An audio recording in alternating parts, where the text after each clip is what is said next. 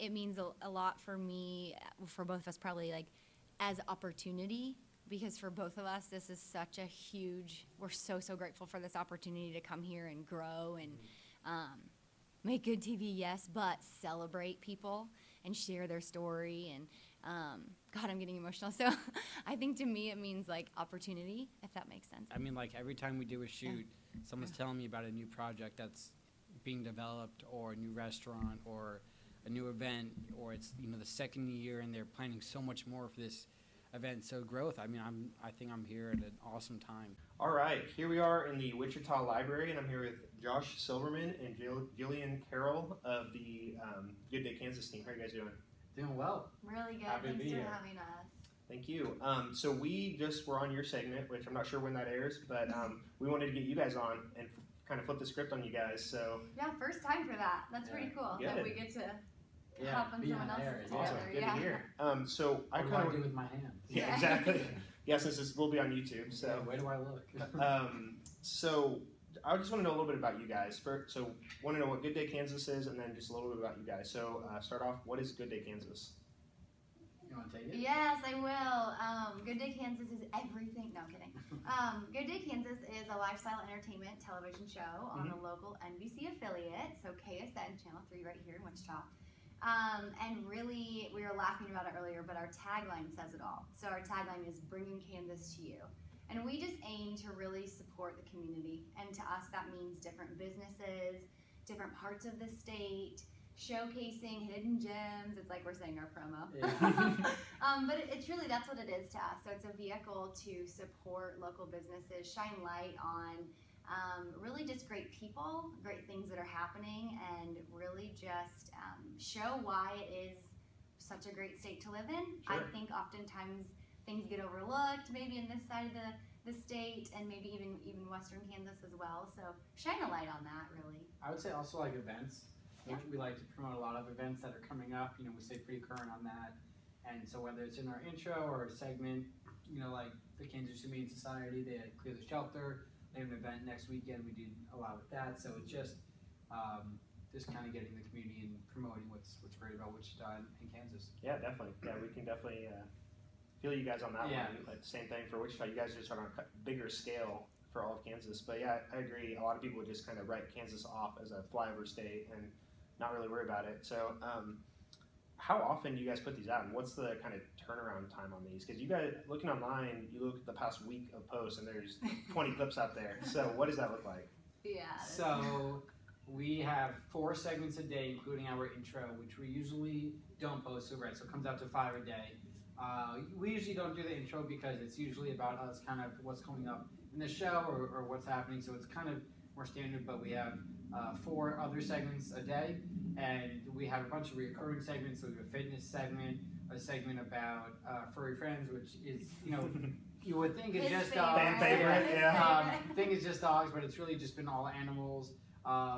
We have a bunch of, you know, different things throughout the week, and the turnaround time, it kind of depends on what it is, but people have been great in terms of getting us out there to promote their event or just working with them to set up a time for a shoot. So it's been less than 24 hours, or it's been on the longer end of the spectrum, but it's very manageable and we love doing it. Yeah, and so we started in February as a Monday through Friday show, Okay.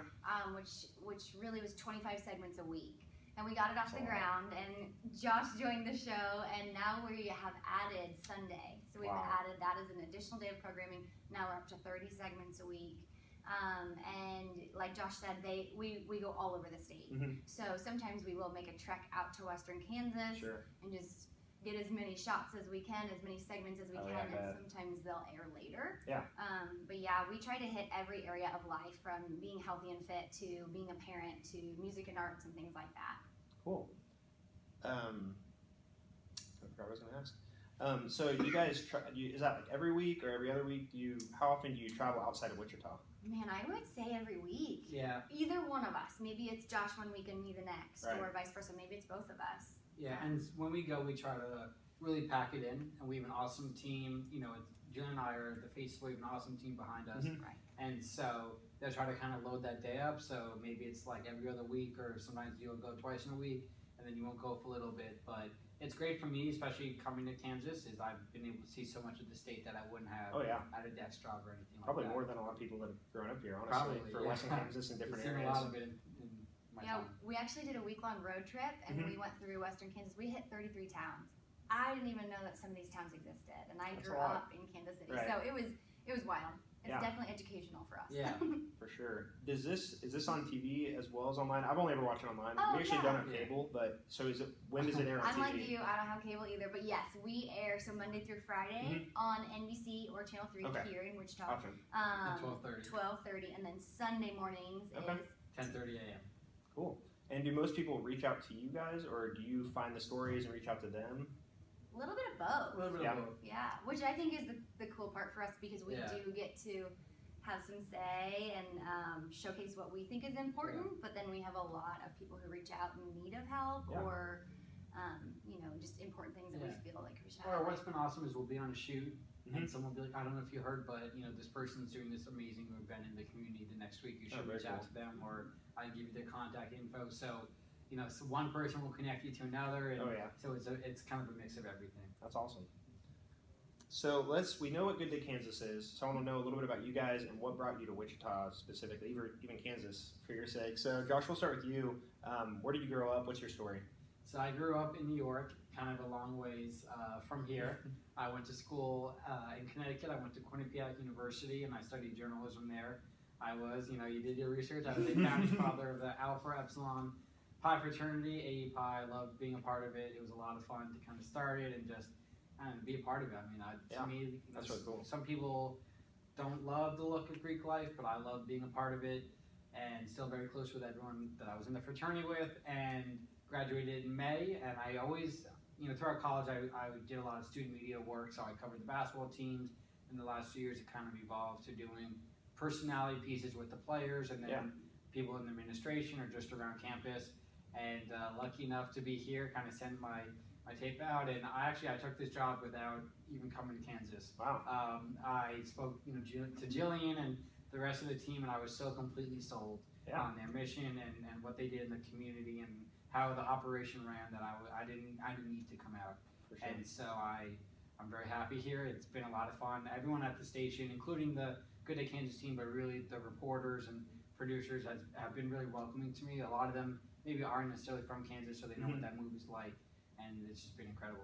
Yeah, it's a great story, and welcome to Kansas. Thank you. So we're glad. It's cool to see how Good Day Kansas has kind of grown from just Jillian to you guys, and the team behind it all is really cool. Did you always have a knack for being in front of the camera, or what was your story kind of through college with the different projects that you were working on? So up until college, it was something that I thought would be cool, but I didn't know how the media world worked. I didn't have like an internship. I didn't really have. I knew one person in the industry, but not very close to me. I didn't have a relative in it, so it's kind of something that I looked on TV and I was like, oh, this is awesome. And then I was always into sports growing up. Never was good enough to play any sports, so I always hoped to be around it. And so of course, like you hope to be on ESPN, but you don't know how to go about that. And then I showed up my first day. My friends like to joke in like this baggy sweatshirt, like this little freshman.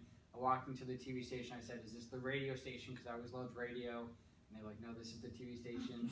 And I really got to know the people that were in the TV station, and I loved it.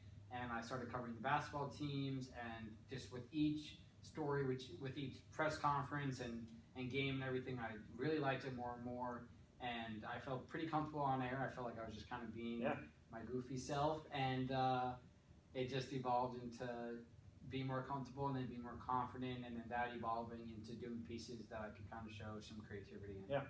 What do you think most improved your skills? Was it just practice, reps in front, talking to players every day? What improved the most, or how? I would say, doing it a lot and gaining that confidence. And it's like, they say sports slow down for athletes once they get comfortable, and it would be like, I remember my first time being on air, it literally went in a blink because it went so fast for me. And then by my senior year, I'd be in the middle of a debate or something, and for like a sports debate, and I could write down what they were saying and repeat it back then because I was so in the moment. And it just came with growing. You get to grow as a person. That was kind of a lot of what college was for me, was growing as a person. And so as I was able to do that, I was able to kind of do more, have a clear direction of where I wanted to be after school, Definitely. and then so kind of work my way back and do pieces like that. Cool. So a couple of the projects that I found, kind of doing the research, you would interview the president while riding around a golf cart, and then you would do some hidden cameras and pranks. Can you tell? Do you have any good stories about those? I do. So I'm a big fan of the show Impractical Jokers, Love it. and I mean, like I came to school and I was like, dude, we got all these cameras, like let's do it. And like I said, like I don't think I was ready, or I was ready to, kind of lead those projects. I would say it's like I don't think I was ready to do that freshman, sophomore, even junior year. And senior year, I did this like our TV station put on like a male pageant every year. It was like kind of like a joke on the whole concept of it. And so I had these funny guys I was doing it with for the station. I was like, hey guys, like let's do this. And I wasn't really one planning it, but we did it, and it was a lot of fun. And then my senior year, I was like, hey guys, like let's do this for real. So we sat down, we had like a meeting, we planned it out. We had, I think, 3 camera people, 5 of us on air. We filmed for about 3 hours, and we got like 7 minutes. But just That's a lot of work for 7 minutes. Yeah, but like we got 7 good minutes. Right, yeah. We got 30 minutes. And so what was a lot of fun was like I posted that on Instagram. Like it took a minute, and I put it on Instagram, and just to get the reaction, like it was finals time, and people, I got a couple of texts that were like, even if it was one, just saying like, I was in the library studying all day, and like I needed to laugh, and like like it was fun to do that stuff around campus. And then the president, I had a lot of ideas for stuff I could do towards the end of school, and it was kind of tough to do things with the athletes, but the administration was a little different. So we hired a new president my senior year, my university did, and I was like, our station did a lot with news in terms of like covering her press conferences and covering her policies, but that was never something I was into, and I was like, look, we don't really know anything about her, so let me do something where it was kind of fun. And I had this idea of, I literally remember coming up with it. I was driving one day and I was like, this is what I have to do, this will be so much fun. It was January, and then I sat on it and kind of planned it like occasionally and up until the basketball season ended, and then I shifted my focus. So I had to go, first I convinced the people at the station, like to hire, the president of our station, and kind of said like, look, like this is what I want to do. And he took a little bit of convincing, but not much, because he saw I was serious about it. Then about like a couple of weeks of back and forth with the president's people and sitting down with them, and I presented them with I think 8 ideas. They were like, bake a cake with her, play like a game of Monopoly, or like just fun stuff. Like get her in a setting where it's a lot of fun. And the golf cart was my number one. Sure. And for them, it was like, let's drive around this beautiful campus. And we went. They were sold on that, and we went a couple days before. And we test drove the golf course, my friends and I, and that was a lot of fun. And then we set it up. We had 2 GoPros, 4 camera people, a golf cart ahead of us with like her people driving, and a security guard. Like literally, it was like That's impressive. the whole thing. Yeah. So we went for about 45 minutes. I cut it down to I think about 17, and it was the top thing that led my reel that I sent out. That's really cool. Kind of proud of it, and it was a great experience. It was Very a lot cool. of fun. So just to kind of wrap that up, what goes on a reel, and what advice would you have for people that are trying to kind of break into the media industry? That's a really good question. Yeah, good question. Yeah. A reel is it's your highlight reel. It's what you think represents you the best. And so I had one for sports reporting, and I just didn't feel like it was that strong. I felt like my strong point was my personality and creativity and stuff. So it was all like my reel was mostly my senior year, and mostly my second semester. I was lucky enough to shift my focus, and then people allowed me to interview them in that light. And I tell like the kids. Not kids. I mean, they're a couple years younger and and College still at Quinnipiac. I Skyped in with them, and I was like, "You guys should keep a reel throughout, just to kind of so you can watch yourself and you can show people and get feedback. But don't even think about really signing off for jobs until like March of your senior year. So then, really, your senior year, think about where you want to be after graduation, and then work your way back from there. And that's kind of what I did. That's a really cool story. So hopefully some people can learn from that and take the jump as well. So Jillian, you're originally from Long Island, but you grew up in Kansas City. Isn't it weird that we're both I know. It is funny, East Coasters? But So talk about a little bit about growing up in Kansas City. So we moved out. My father, after his military career, he was with Sprint, and Sprint moved their headquarters there, the whole entire campus. So they moved us out a little bit before that, and just in preparation. So moved out there, and my dad grew up in a project building in the Bronx, and my mother grew up in Queens, and they were bootstrappers and like the hardest working people that I know to this day. And so for them to move their family out to Leawood, Kansas, it was a huge culture shock, yes. And so, but they fought tooth and nail to just provide everything that was necessary. I'm one of 5 children, so big family. But loved it out there. Played every sport under the sun. Like I said, had a lot of big family, so my siblings meant the world to me, and was just really lucky. Kansas City's a really cool place to live. Yeah, it is. It is really cool.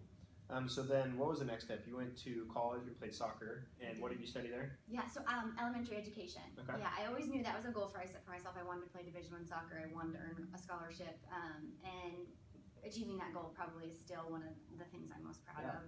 That's really special. Studied education with a coaching minor. I always had phenomenal mentors and coaches in my life, which really molded the direction I wanted to go. Nice. So then you taught for a while. I did. What prompted the change in career? Yeah, so I think from the time I was in probably 3rd grade, I wanted to be a teacher and a coach. And again, it's because of mentors in my life. And I did that for a long time and absolutely loved it. But education's changed quite a bit, even back when I was teaching. But really the moment was I lost my dad to cancer. And it was a tough, anything like that is just really tough. And it is stop and reevaluate everything that you do, right? And identify myself first, always, even though my situation's different now, but as an athlete. I used to be able to move a little bit. Nowadays it's different, but I always wanted to be around sports. And so while teaching and educating kids and keeping that in the forefront, I was still coaching as well. Lost my dad, and there was so much in me that just was pulling back to the sports world. So I was really lucky to be involved with the Kansas City Chiefs for a very long time, and again, coaching and sports was always a part of who I was. Probably the biggest part. But when when I no longer had him physically here with me, it was one of those moments where I was like, I am doing this. I am putting aside everything I know to be me and normal and right, but I'm going to pursue this goal. And so went after sports broadcast and never looked back. That's cool. Yeah. So it sounds like you did pretty well there as a digital host, a reporter. I think you won an award, so that's pretty awesome.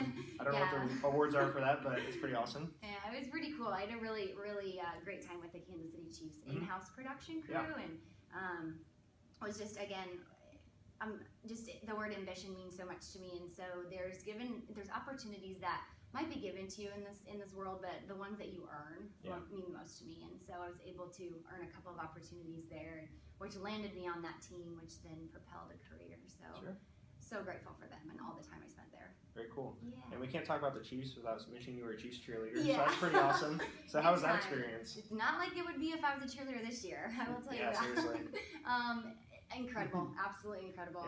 6 years of my life, I met some of the most amazing women and best friends to this day. One incredible mentor, my coach there.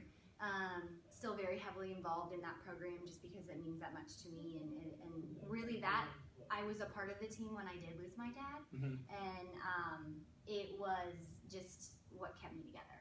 Obviously my family, but I was there to keep them together, you know, and then my Chiefs family kept me together. So it was incredible. They're a phenomenal group of women, and they do so much in the community. That's really cool. Yeah. And how about those Chiefs this year? That's what I'm saying, awesome. man. Are you rooting for the Chiefs yet? Yeah. We've got it. We've got it. As a Giants fan, I just hate the Patriots. So I think everybody does. Yeah. Anything that can get them in addition to rooting for the Chiefs, Patrick Mahomes is such a likable guy. Right. But anything to stop the Patriots. Yeah, I think anything everyone can do to help. Yeah, for sure. And just side note, how do you feel about Eli getting benched? And about time? Eli was my guy, man. Like it's kind of weird. I grew up watching. Like I remember being a fan in 2004, and like it was the Giants hired Tom Coughlin and Eli Manning, and like for some reason I remember like that was when I became a fan. Not because of them necessarily, but I was like I think 6 or something, and every Sunday for 14 years he suited up, except for one day when he had to get benched for Geno Smith. But that's for another podcast. But it was time, it was time, and I wish they maybe could have announced it before the Bills game and given him a home standing ovation. I'm sure they'll do something for him this year at the last home game. Hopefully they will. But he'll have his number retired. Hall of Fame is up for debate. I can go either way, to be honest. I'm not so delusional, but it's time, and I'm excited for the new chapter. Yeah, for sure.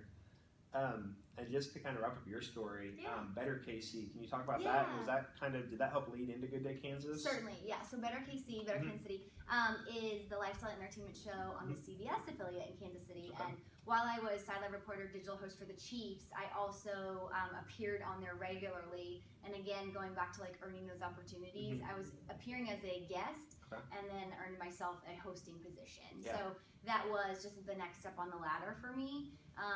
And I was just a part-time co-host. So, but that introduced me to the lifestyle entertainment television show format, Right. which, as we spoke about, includes just like everything I love: fitness, Yeah. people, community, food, clothes, all the things.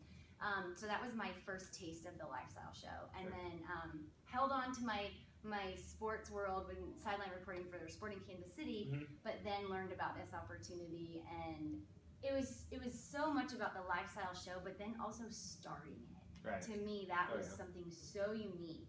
And so, yes, my time to wrap it up, my time at Better KC definitely propelled me into Good Day Kansas. Nice, very cool, very cool. So now I just have kind of a few questions that I've kind of pick and choose from different podcasts that I listen to, and then we'll get into some Wichita-based questions. Cool. So the first thing, you guys can take turns answering, what is something you often recommend to people? A book, a podcast, anything like that? I would love to read more, Yeah. but podcasting is easier, or listening is easier, Oh, yeah, it isn't is. it? I'm like, the former teacher in me Multitask. is like, go read a book, but then, I don't know, the busy person in me is like, read a podcast, or listen to a podcast when you drive back home to KC. Anyway, there's a really cool one called Girl Wash Your Face. Okay. It is all about choosing joy and how much your attitude and your approach to the worst of worst situations, how much your attitude really can dictate the outcome. Do I answer too? Yeah, if you'd like to, if you have something. I mean, I don't know if it's a specific thing. I don't know if this answers your question, but like they see my frustration. I don't get frustrated a lot, but the only thing is like a lot of times I think people more in like a culture right now where people like it's more fun to destroy someone else's career instead of build them up. And like you see, like whenever someone achieves success, like the first thing people do is they go through that person's whole history Yeah. to see what they can break them down for. And I think you should just stop doing that. All right. Just stop. Just like if it comes up, it comes up. But like, take that time and energy and focus it on yourself. Yeah. That's what I was saying. Absolutely. And of course, we both recommend that you watch Good Day Kansas. Yes. Perfect. Well, that's our we're biggest gonna link everything up, so that'll be the recommendation. number one link on there. Do you guys have a favorite failure in any aspect of your life? This is kind of it's like a deeper question, so we don't have anything off the bat, no problem. But No, I think that I think it's such a good. I saw it just as I glanced down, but honestly, this sounds so crazy, but that's my biggest fear. But it's also I think a greatest accomplishment because every failure, if you can rebound, and if you can learn from it and make it into a positive, then it becomes such a celebration. So I don't know that I have a favorite failure, but definitely just embracing it, you Yeah. know. absolutely. And letting it be. But again, it's like my biggest fear. So it's a hard thing to do. I think all my failures are my favorites. No, I'm joking. I would say I don't know. I don't think I have one. I think just like I said, I'm a huge comedy fan, so turning it into something funny to get through with is, I guess, what I like to do. But And you do well. I don't think I have a favorite one. Sure. What is your definition of success, if you had to define it? Ratings? No, I'm kidding. Ratings. We're both working on it. We're both definitely working on it. Definition? I don't know. Smiling. Yeah, I would say being happy Yep. and people around me knowing that I love them and the community knowing that I want to help and support, Mhm. pretty much. Do you guys have a life motto that you live by, or what's some of the best advice you've ever received? Ooh. Good question. I don't have like a motto. I just Hakuna Matata. right. Yeah, I don't think. I mean, I'm not very into inspirational quotes. I was actually asked this the other day. It's not something that I don't have one on my wall. My wall actually says, "Do sharks complain about Mondays? No, they're out doing shark things, biting things, whatever. So live your life like a shark," or something do good like that. So I wouldn't say I have one, but yeah, I guess I wouldn't say. Maybe want to sing Baby Shark. Yeah. All of a sudden, no. I would just, my dad, being a military man, we have that mindset. He would always say the only easy day was yesterday. I always want to be like the hardest worker in the room and just having that kind of drive and, but not a motto, I guess. I don't know. Yeah, that's fun. What is a habit that you've developed over the past few years that's most improved your life? Some people it's getting up early, some, I don't know, what have you guys got? I think self-reflection. I think just being mindful of stopping and just reflecting, whether it be after a segment that we've done or a conversation I've had, or even just how I handled a situation. But definitely just being mindful at the end of the day, just stopping and like self-reflecting. How did I approach it? How did, all of those things, and just not to be selfish, but think intrinsically about how everything has gone. I would say just, it's not the last couple of years, but I've always tried to have a positive attitude. I mean, I love what I do. Like, I love this job, and I love doing it in school. And I saw a lot of people that, I mean, at school, it's not a job, right? It's a club. And I saw people that were constantly getting frustrated, and just, evaluate, like, what your priorities are, and figure out a way to not be like that. I feel like I walk into the office and always just try, we have an office administrator that I always kind of like to just make smile, like that's like a goal of mine, like walk in and walk out, and always try to do something fun for her, and just try to have a positive attitude. Yeah. All right, so get into some Wichita specific stuff. Yeah. What is your favorite part of Wichita? Especially, it's cool to hear from people that didn't grow up here. So what's your favorite part of Wichita, and are there any hidden gems that you found? Good question. I find myself spending time in Clifton Square, in that College Hilly type area, if that makes sense. Yep. It just feels like a neighborhood. It feels like, there's movers and shakers, don't get me wrong, and that's who I like to be around. But I don't know, I just like that vibe there. Definitely. Yeah. Have you heard of Chipotle? No. Okay. What is that? I love Old Town. Yeah. So I live in downtown, and so you walk in. There's plenty of places to go out on the weekend and have a fun time, or eat on a Wednesday night. So I would say I haven't found like a hidden gem that I'm obsessed with, but I like to go out in Old Town. It's a lot of fun. Yeah, definitely.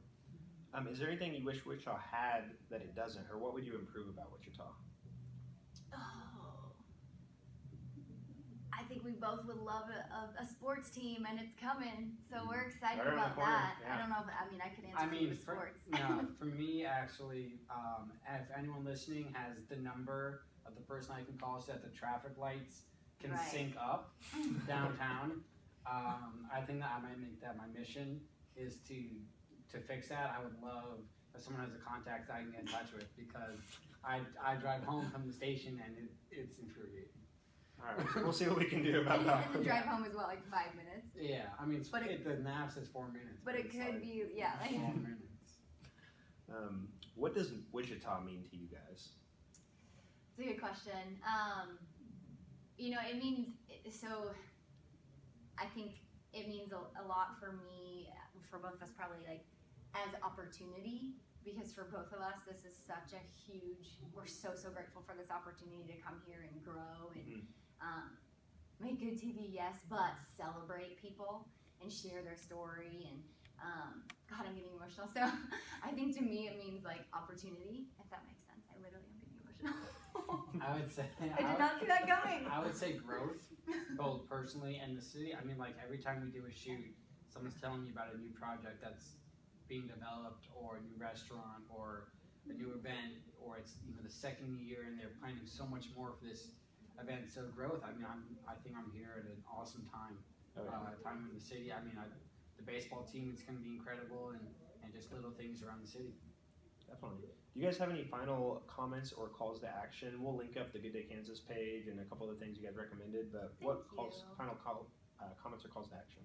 Just say, check out us on social media at Good Day Kansas, on all social media, Instagram, Facebook, and Twitter. We're working on the MySpace, but it's giving us a little problem. But, we love to highlight these events and these people because we think that whether it's in Wichita or Western Kansas or whatever it is, like everyone has a great story of why they're forming this event or why they formed this business or how the proceeds from the business are helping the community. And we've talked to so many, but there's so many more out there that have stories like that, and either help put us in touch with them or reach out to us, or hopefully we'll find you. But we want to get you on the show. And just a big thank you, Landon and Candace, for what you're doing, because what you're doing is like we want to be like that too, you know. And you can't go 2 blocks without seeing a Wichita flag, and you can't. The Civic Pride right now is, I mean, this city is thriving, and so again, like Josh mentioned, like we're so grateful that we're here at this time. So thank you for all that you do and for going out on a limb and doing this Instagram and then making it a podcast. Like you guys are leaders in the city, so we're so grateful to be a part of this. And thanks for letting us come on. Absolutely, yeah. Thank you guys for coming on, and I'm excited to get this out there. So appreciate it. Thank you. Thank you. Have a good one.